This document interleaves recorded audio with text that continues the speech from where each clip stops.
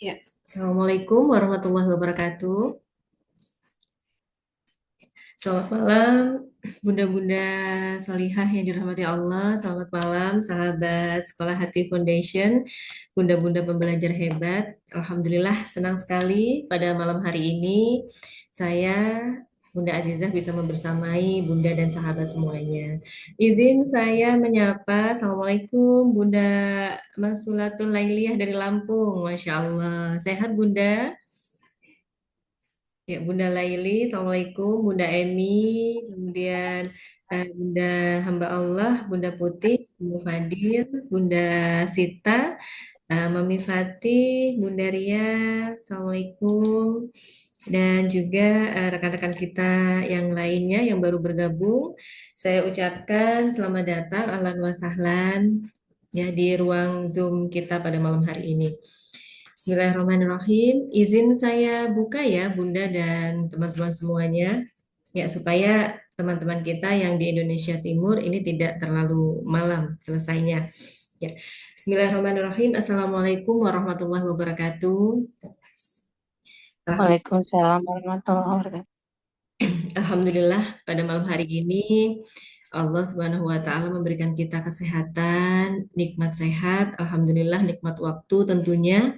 Kita semuanya bisa saling bersilaturahim kembali pada malam hari ini dan juga kita bismillah kita satukan visi dan misi pada malam hari ini. Kita sama-sama belajar. Kita belajar bersama, bertumbuh bersama, insya Allah. Nah, pada malam hari ini pembahasan kita meneruskan ya, Bunda, dari pembahasan 2 pekan yang lalu, yaitu tentang Narcissistic Personality Disorder atau NPD lanjutan, dan kemudian kemarin ada pertanyaan tentang empat people. Nah, apa sih empat people itu? Kemudian ada lagi pertanyaan tentang triad NPD dan lain sebagainya. Bismillah, insya Allah pada malam hari ini kita bahas satu persatu ya, Bunda. Nah, sebelum saya memulai pembahasan kita pada malam hari ini, saya pengen nanya nih ke Bunda dan teman-teman semuanya. Kira-kira Bunda dan teman-teman semuanya pada saat ini mungkin ada nggak yang merasakan sedang hidup bersama orang-orang yang punya narcissistic personality disorder? Boleh tulis di kolom chat. Nanti kita boleh bisa saling sharing ya, Bunda dan sahabat semuanya. Jadi supaya pada malam hari ini jika ada teman-teman semuanya yang selama ini mungkin ada permasalahan, yang mungkin menyesak di dada, yang selama ini nggak tahu mau curhatnya ke siapa. Nah, pada malam hari ini kita buka forum diskusi ya, Bun. Kita buka forum diskusi, kita buka forum curhat kita, gitu. Jadi supaya teman-teman semuanya pada malam hari ini bisa pulih. Bismillah, kita mencoba untuk pulih, sembuh, dan kita bertumbuh bersama. Ya, saya izin cek di kolom chat, kira-kira siapa aja nih yang pernah atau saat ini sedang sedang bersama orang-orang yang punya NPD. Nah, di sini ya ada, oh ya, salah satu sahabat kita, saya izin tidak sebutkan namanya ya Bun, karena ini privasi. Oh ya, ada parents yang NPD, boleh. Kemudian, oh ya, ternyata teman-teman banyak ya. Iya, ternyata teman-teman banyak yang saat ini sedang memiliki masalah yang sama, yaitu menghadapi orang-orang dengan narcissistic personality disorder. Apakah itu orang tua, ataukah itu sahabat, atau bisa jadi itu adalah teman hidup kita atau pasangan hidup kita. Nah, izin saya review sebentar, sahabat semuanya, sebelum saya meneruskan tentang apa itu empat people dan narcissistic personality disorder lanjutan. Nah, saya izin mengulang kembali tentang apa sih sebenarnya NPD itu. Narcissistic personality disorder. Jadi narcissistic personality disorder ini adalah kondisi di mana ketika individu merasa dirinya itu lebih penting dari siapapun dan memiliki kebutuhan untuk dikagumi oleh orang lain dan kurangnya empati terhadap sesama. Nah, ini teman-teman mungkin bisa mulai mengira-ngira nih. Kira-kira siapa nih ya yang punya kriteria ini? Jadi yang pertama merasa dirinya lebih penting, kemudian merasa ingin selalu dikagumi dan juga kurang empati sama kita dan orang lain misalkan. Ciri-ciri dari seorang NPD ini apa saja sih, Bunda? Yang pertama adalah adanya grandiosity. Nah, di pertemuan yang telah lalu kita sudah bahas ya, Bun. Grandiosity ini adalah keinginan, perasaan dirinya itu merasa lebih, entah itu lebih baik, lebih pintar, lebih cantik, lebih kaya, dan lain sebagainya. Pokoknya merasa dirinya itu selalu lebih atau superior dan ingin selalu dihormati dan dihargai oleh orang lain. Nah, kemudian yang kedua adalah disibukkan dengan fantasi yang berlebihan. Suka menghayal, menghayal dirinya ini adalah orang yang terhormat dan lain sebagainya. Kemudian yang ketiga, menilai dirinya itu unik dan spesial dan hanya bisa dimengerti oleh orang-orang yang istimewa. Nah, kadang-kadang sifat ini membuat si NPD ini jadi menyepelekan orang lain gitu. Tidak mau bergaul dengan semua orang, bergaulnya pilih-pilih dan lain sebagainya. Nah, kemudian butuh dikagumi secara berlebihan. Nah, ini kadang-kadang sifat dari NPD ini memang cenderung menyebalkan gitu karena butuh selalu dikagumi secara berlebihan. Kalau misalkan kita nggak kagum pada dirinya, maka biasanya dia timbul marah, kemudian dia bersikap tidak baik dengan kita dan lain sebagainya. Kemudian memiliki ekspektasi ingin diperlakukan seperti yang ia harapkan. Nah, selalu pengen diperlakukan seperti apa yang dia harapkan. Kalau orang lain nggak memperlakukan dia seperti apa yang dia mau, maka biasanya dia marah dan jadi troublemaker. Kemudian lack of empathy, kurang empati dengan orang lain. Kemudian adanya perilaku eksploitatif secara interpersonal. Jadi si NPD ini cenderung dia memanfaatkan orang lain untuk mencapai tujuannya. Nah ini. Kemudian cemburu, iri atas prestasi orang lain. Jadi ketika melihat orang lain itu prestasinya lebih baik, lebih pintar, lebih kaya, lebih berhasil, maka ada perasaan cemburu. Nah, cemburu ini akan menimbulkan hasad dan ya akhirnya dengan segala macam cara dia akan membuat orang lain itu kehilangan hal-hal yang lebih dari dirinya. Kemudian punya sikap dan perilaku yang sombong. Jadi ini kita review sedikit tentang ciri-ciri dari NPD. Nah, sebenarnya si NPD ini bisa timbul itu karena apa sih, Bun? Nah, orang-orang NPD ini biasanya mereka kenapa kok bisa punya sifat semenjengkelkan itu atau sifat yang buruk-buruk itu? Nah, ini ada beberapa faktor, Bun. Yang pertama adalah pola asuh yang cenderung ekstrim. Kadang-kadang ketika orang tua memperlakukan anak-anaknya secara ekstrim, baik ekstrim dalam hal positif maupun hal negatif, ini bisa menjadi salah satu penyebab timbulnya NPD. Misalkan perilaku ekstrim yang negatif, terlalu keras, terlalu misalkan sering menjas, kemudian sering berlaku kasar, sering menuntut anaknya selalu sempurna dan lain sebagainya. Itu pola asuh yang ekstrim seperti ini juga bisa membentuk anaknya menjadi NPD. Jadi anak yang mempunyai trauma masa kecil itu bisa larinya dua. Yang pertama bisa jadi NPD, dirinya juga mempunyai sifat yang seperti ayahnya, atau yang kedua ya bisa menjadi anak-anak yang kemudian mereka eh, menjadi penakut, kemudian mereka menjadi sulit untuk berinteraksi sosial, mereka menjadi anak-anak yang punya gangguan kesulitan untuk mendapatkan teman dan lain sebagainya, kesulitan bersosialisasi. Jadi pola asuh kita yang ekstrim ini punya dampak yang buruk kepada anak-anak kita. Nah, kemudian perilaku ekstrim yang perilaku ekstrim yang positif. Misalkan kita terlalu sering dikit-dikit memuji anak gitu, dikit-dikit kita selalu memuji anak secara berlebihan. Nah, ini juga bisa menyebabkan anak-anak kita menjadi seorang NPD. Nah, kemudian yang kedua meniru kondisi sekitar sehingga eh, kemudian ini individu tersebut belajar strategi yang maladaptif untuk mencapai tujuannya gitu. Jadi belajar dari lingkungan. Kalau lingkungannya banyak orang-orang NPD, bisa jadi anak tersebut ya bisa meniru lingkungan tempat dia tumbuh.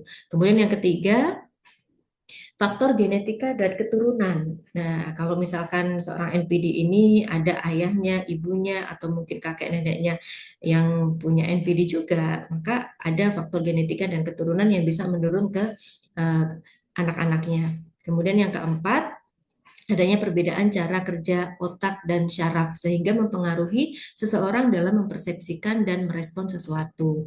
Nah, ini. Jadi NPD ini memang banyak sekali penyebabnya. Nah, khusus penyebab yang keempat tadi, ini di sini ada saya izin menampilkan kondisi otak seorang NPD. Jadi di sini eh, memang kondisi otak seorang NPD ini memang berbeda dengan kondisi otak kita pada umumnya gitu. Karena itu tadi ada sebab yang keempat. Nah, kondisi otak seorang NPD ini yang pertama kurangnya gray matter di prefrontal cortex. Nah, di sini prefrontal cortex itu ada di bagian depan Bunda, yang bagian kuningnya. Ya, ada kurangnya gray matter di prefrontal cortex ini menyebabkan seorang yang menderita NPD ini ya jadi kesulitan untuk memahami emosi dan lain sebagainya. Kemudian kondisi amigdalanya kecil dan kurang berkembang.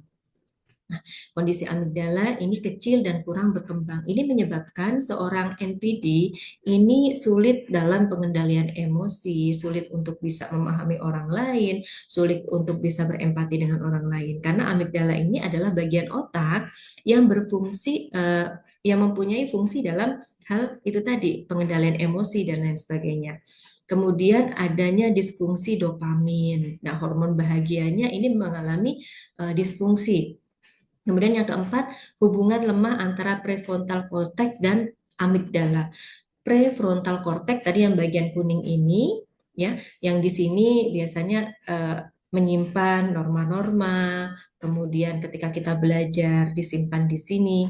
Nah, kemudian ketika seorang NPD ini kondisi otaknya adalah hubungannya lemah antara eh, prefrontal cortex yang di depan ini dengan amigdala yang tempat tadi mengelola emosi.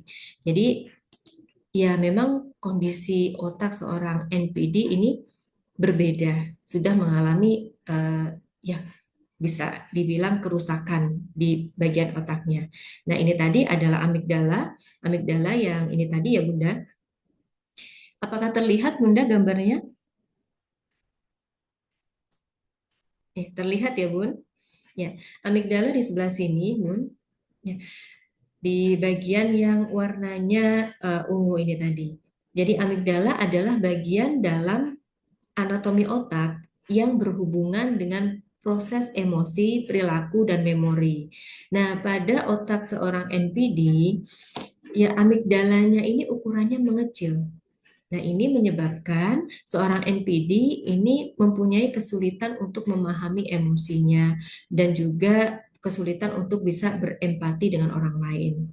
Nah, ini tadi amigdala dan fungsinya. Amigdala ini berperan dalam menghadapi ancaman, kemudian berperan pembentukan memori, berperan juga dalam hal keterampilan sosial, dan berperan juga ketika fungsi amigdalanya ini terganggu, maka ketiga fungsi ini tadi tidak bisa maksimal. Nah, ini. Jadi ketika kita menghadapi seorang NPD, kita tahu kondisi fisiknya memang sudah ada yang berkurang fungsinya, maka di sini akan membuat kita bisa lebih legowo gitu. Kita bisa lebih memaklumi. Nah, cara pencegahan NPD ya di sini ada sudah kita bahas di pertemuan yang lalu, melakukan mental health treatment sedini mungkin. Kemudian belajar meningkatkan kepercayaan diri tanpa validasi eksternal. Kemudian yang ketiga, melatih pengelolaan emosi lebih baik. Nah, ini bisa kita lakukan treatment ini kepada anak-anak kita. Misalkan anak-anak kita sudah ada tanda-tanda mempunyai kecenderungan ke NPD tadi.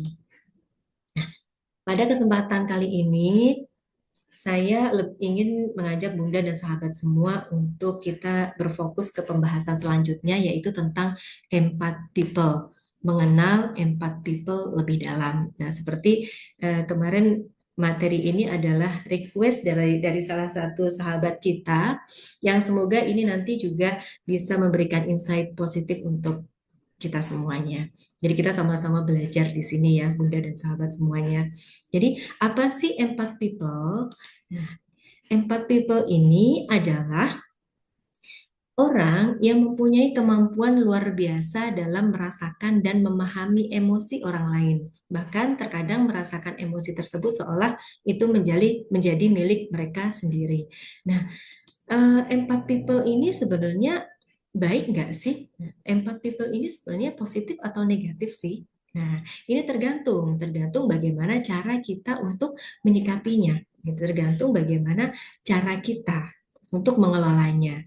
Nah, sebenarnya empat people ini adalah sesuatu yang positif ketika kita ya bisa mengelolanya. Jadi kita bisa mengelola sifat-sifat yang baik ini. Nah, sebenarnya empat people ini ya seperti sifat kalau kita sebut dengan istilah sifat malaikat gitu. Sifatnya orangnya sangat baik gitu. Mereka bisa memahami perasaan orang lain tanpa harus orang tersebut menceritakan langsung kepadanya. Gitu. Jadi mempunyai rasa empati yang luar biasa. Nah, kemudian eh, ciri-ciri dari seseorang yang mempunyai empat people ini yang pertama adalah mudah menangkap suasana hati orang lain, bahkan yang disembunyikan gitu. Jadi kita bisa merasakan nih lawan bicara kita atau sahabat kita atau pasangan hidup kita itu apa yang sedang mereka rasakan walaupun mereka tidak mengungkapkannya kepada kita gitu. Kita bisa mempunyai kepekaan yang luar biasa di sini. Nah, sebenarnya ini adalah sebuah kelebihan yang diberikan oleh Allah Subhanahu wa taala kepada kita yang mempunyai ciri-ciri empat people ini tadi. Jadi seorang empat people ini ya sangat cocok sekali untuk bekerja sebagai psikolog, psikiater, kemudian sebagai konselor dan lain sebagainya. Ya, karena bisa menangkap suasana hati orang lain, bahkan yang disembunyikan sekalipun.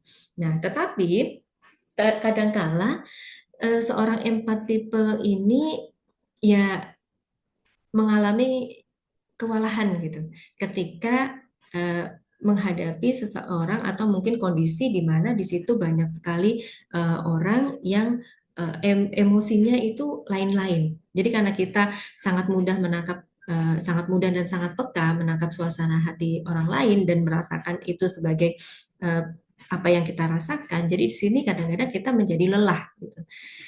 Nah, kemudian yang kedua, cepat lelah dalam keramaian atau tempat dengan banyak energi emosional. Jadi karena itu tadi kita mempunyai kelebihan ini, kita mempunyai kelebihan sangat peka terhadap perasaan orang lain, akhirnya kita cepat lelah gitu. Karena kita juga merasakan perasaan atau emosi orang-orang di sekitar kita. Kemudian yang ketiga, sulit membedakan perasaan sendiri dan orang lain. Nah, seorang empath people ini kadang-kadang mengalami kesulitan nih untuk membedakan perasaan dirinya sendiri dan perasaan orang lain. Bisa jadi kadang ketika kita sedang dicurhati oleh teman, sebenarnya yang sedih itu adalah teman kita gitu. Karena kita seorang empat people, akhirnya kita juga merasakan kesedihan yang mendalam.